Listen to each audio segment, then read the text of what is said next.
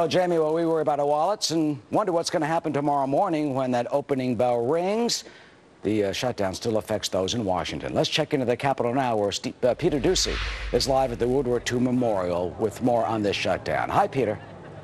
Hi, Eric, and there's a big crowd here, a very emotional crowd on the sidewalk in between the Washington Monument, which is to my left, and the World War II Memorial, which is just behind me. They started gathering here before dawn. There are definitely several hundred people here at this point. We've heard many different speakers. The theme is the same. The people here are very upset with the way that veterans have been treated during the government shutdown, and at one point, just before folks started stepping up to the mics, the protesters took it upon themselves to actually take down the metal barricades that surrounded the entire memorial.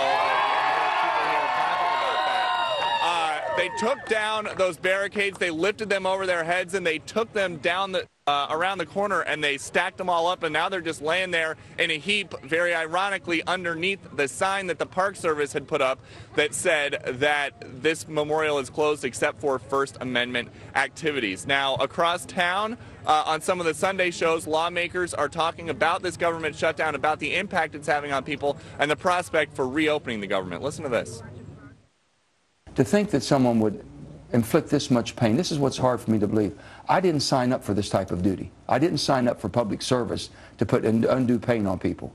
And it's hard for any of us to sit here and accept that. I have faith in our leadership. I believe that they'll come together in a rational way and fix this problem. But across the aisle, some Republicans are now saying Senate Democrats, like Senator Manchin from West Virginia, are the ones to blame for the government continuing to be closed. I think the Senate Democrats have pulled back at the request of the White House, and now maybe trying to look at sort of busting the budget caps that were established back in 2011. So I think we're in a status quo. I do think we will see our way through this, but the last 24 hours have not been good.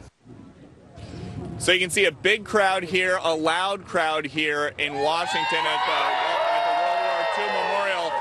The way that the organizers have things set up, they are hoping to have similar, maybe not this big, but they want people in small towns to show up to their local monument, to their local war memorial, so that the word gets out across the country about their beef, basically, with the government treating veterans and active duty servicemen and women very poorly during the shutdown. Back to you. Well, Peter, bless them. And in the top of the hour at 12 o'clock and 2 hours from now, we'll be talking to a senator, and if he thinks there could be a deal. Thank you, Peter.